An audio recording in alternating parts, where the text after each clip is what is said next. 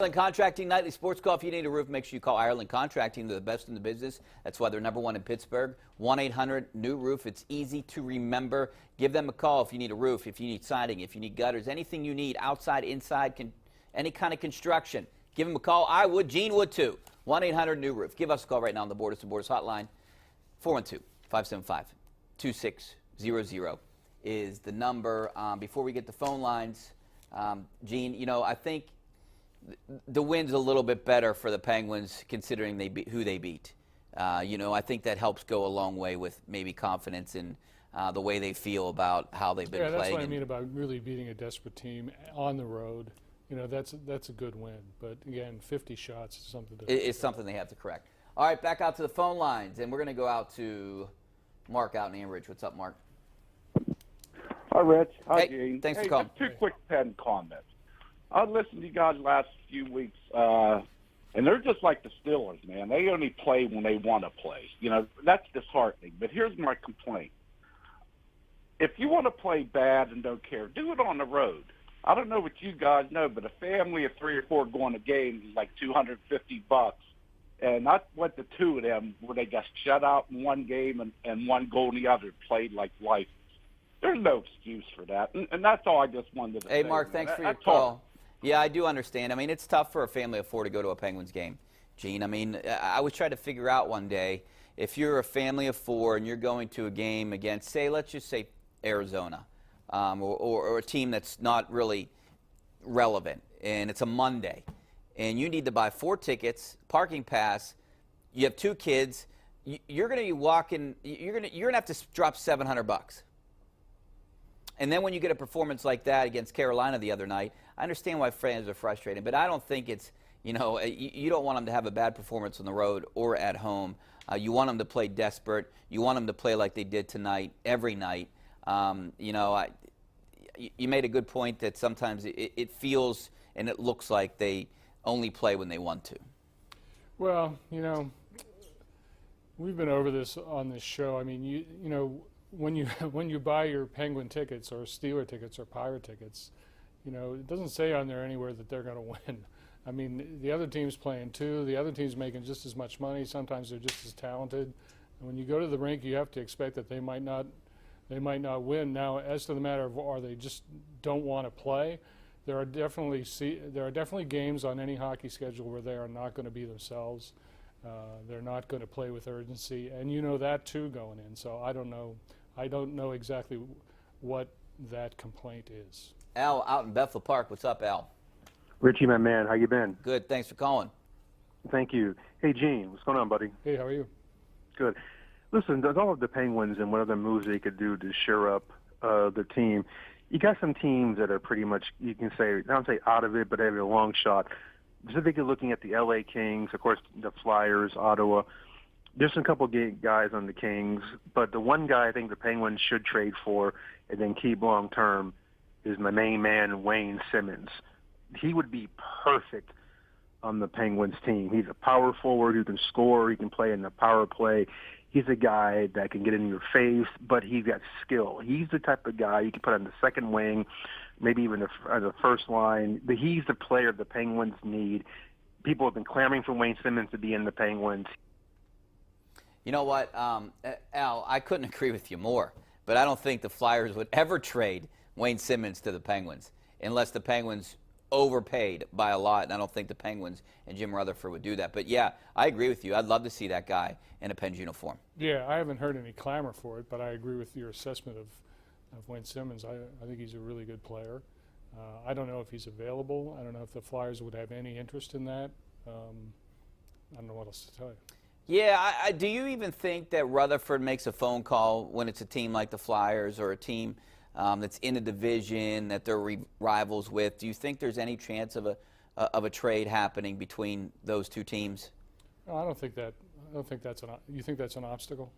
I mean, it is from the Flyers' standpoint. Yeah, I would think that why are you going to make the Penguins better? It's a team that you're fighting with, plus it's your rival. You guys hate each other. Yeah, it depends on who's involved, like you said. What would it cost? Yeah, I think if the Penguins were willing to overpay for someone like that, you could probably get a deal done, but I don't foresee Wayne Simmons ever coming to the Penguins, at least from the Flyers. If they trade him to someone else and then the Penguins get him, next year or something. But I don't see that happening this year. I definitely think the Penguins the way they need. got Broussard. Yeah, exactly. I definitely think the Penguins need a top 6 forward, I think. But I don't know, what are they going to pay to get one? They also maybe could use a defenseman. I'd imagine Jim Rutherford's going to do something. They made a small trade today, but for a defenseman that's going to head to Wilkes-Barre. But they're going to do something. I just don't know what they're going to do. All right, let's go back out to the phone lines. We're going to go out to Bill out in Carnegie. What's up, Bill? Hey, Rick, how you doing? Good, thanks for calling. Hey, Gene, how you doing? How are you? That's good. Hey, Rick, I got a couple questions to ask you.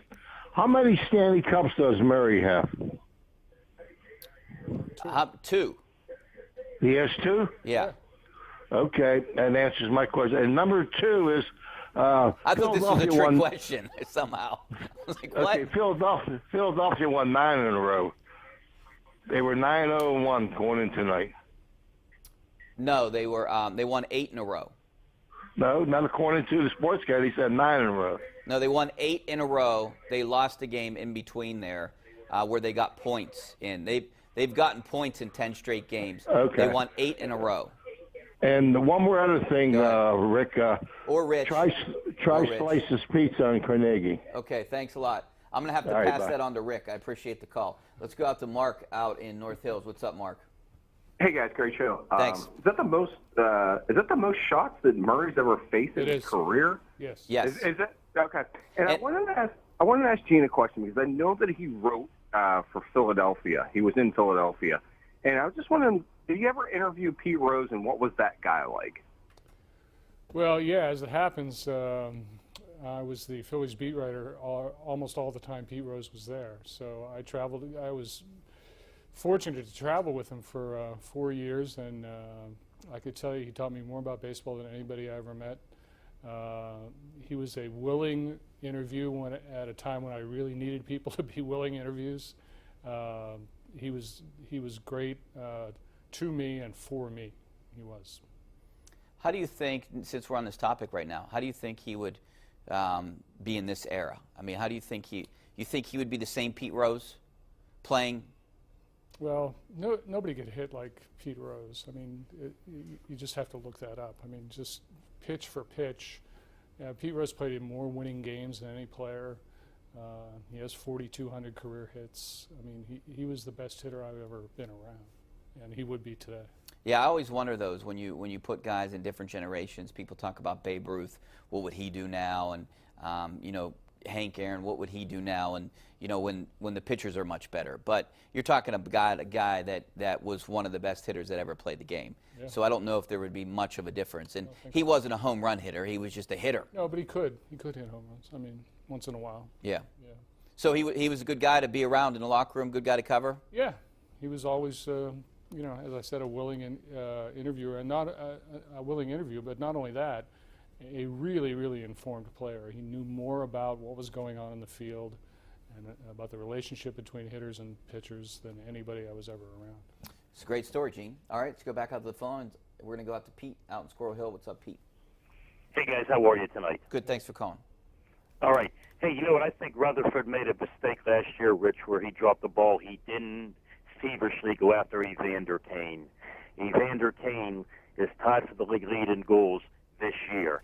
But I wanted to ask you about the try to go to a make-believe game, a family of 4, costs you $1,600 to $1,800. But about the Pirates, the line in Vegas, over and under for the year, 77.5 for wins. What do you guys think about that? Thank you. You know what? All right. Well, I'm going to address the last point that you made, 77.5. That's a tough one because I think the Pirates are going to fall in the 79-80 win category again. I think that they're a team that's pretty much the same as last year. Don't have a lot of hitting. I think they have really 4 good pitchers. That 5th pitcher, they're going to have to figure out what they're going to do. Is it going to be Lariano? Is it going to be Laus? Is it going to be Kingham? Is it going to be a combination of those 3? They got a good bullpen, but I think they need to figure things out. I'm still very skeptical of the middle infield. We don't know what Gonzalez is going to do. Is Newman, what position is he going to play? I'm excited, actually, to go to Bradenton and try to figure all this out and talk to everyone and just get a feel of what this team's going to be like. I mean, I'm wondering, if you have a Jung Ho Gung, and Colin Moran, you're going to want Gung in the lineup all the time. So what's that going to do to Moran? Is he going to learn another position? Are these guys going to try to play first too? And are they opposed to putting Bell out in right field? I mean, there's a lot of question marks. Things have to go perfect for them to get into the high 80 category. Yeah, well, I'll be looking forward to your figuring that out. But, you know, every estimate that you see about the Pirates is that they're around a 500 club, which is exactly what they were last year. I think they have a chance to be better in that their starting pitching is established. You know, they should have a good rotation, which is, you know, the most important thing. But as Richie said, they have a lot of question marks, especially in the middle of the infield. So yeah, I mean, 77, that sounds fine. 83, that sounds fine. You know, any numbers outside of those, you know, I think are probably wrong. Hey, G, when you look at that number, 77.5, before we go to break, the one thing I would look at if I'm gonna bet on this team, they have a better chance of doing worse than they do of doing better, I think. I think that's probably true. All right. We're going to take a break. Back with more of your phone calls, some of your tweets coming up next. Stay right there.